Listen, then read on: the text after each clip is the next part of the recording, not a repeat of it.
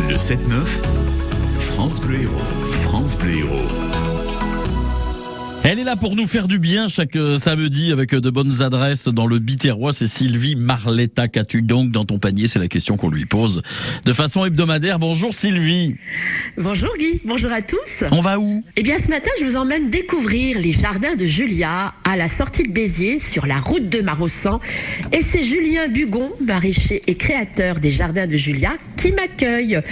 Donc Julien plante des fruits et légumes sur un terrain de 3 hectares en respectant les saisons et sans intrants, c'est-à-dire qu'il n'ajoute rien à ses cultures, ni produits chimiques, ni produits phytosanitaires, juste le fumier de ses volailles et de ses chèvres qui nourrissent donc ses cultures. Alors pas de légumes sous serre également. Dans mon panier, donc ce matin, Guy, il y a de la pomme de terre nouvelle. Alors c'est quoi la pomme de terre nouvelle? C'est une pomme de terre récoltée avant sa maturité.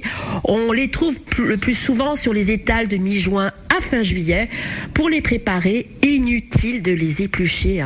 Leur peau est si fine qu'il suffit juste de les frotter avec une petite brosse.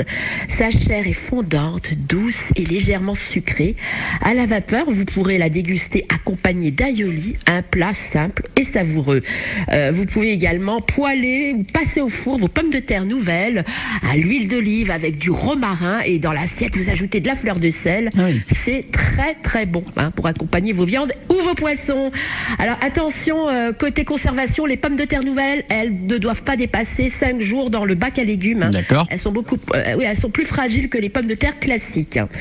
Donc il y a également, Guy, dans mon panier ce matin de la courgette, et on la trouve principalement dans les étals de juin à septembre.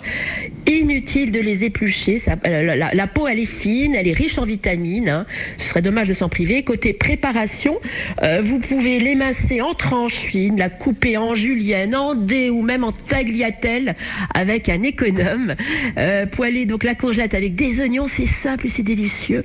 On peut également la farcir à la viande ou avec des légumes de son choix. Et puis le gratin de courgette à la crème et au parmesan est également très apprécié par les enfants, j'ai testé. Ouais. La courgette fait partie, vous savez, Guy, de la famille des cucurbitacées, comme le concombre. C'est pas facile à dire. Alors le concombre, on le trouve aussi toute l'année dans les étals, mais effectivement, c'est en ce moment où le concombre donne le meilleur de lui-même.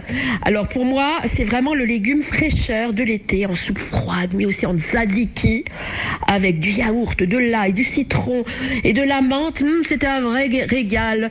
Alors tous ces légumes vous attendent au jardin de Julia. Julien prépare d'avance les paniers pour ceux qui les commandent. On vous cueille directement les légumes de votre choix. La priorité, c'est la fraîcheur des légumes, l'échange et le partage. Il fait visiter son exploitation et il souhaite sensibiliser donc le public au mode de culture. Donc si vous allez au jardin de Julia, prévoyez un peu de temps. Le contact humain, c'est important, me confie Julien. Le jardin de Julia, c'est ouvert tous les jours, sauf le dimanche après-midi, et c'est au 791 route de Maraussan à la sortie de Béziers, et www.jardindejulia.fr pour le site internet. C'est noté. Jardin de Julia, tenu par Julien, donc soyons très précis. Voilà. Oui. Merci beaucoup Sylvie, bon week-end, à la semaine prochaine. France Bleu craque pour Kenji Girac et Vianney. Je te savais simple, mais je te voyais seul. T'étais toute éteinte, pourtant si jeune. Oh pourquoi? Dis-moi pourquoi.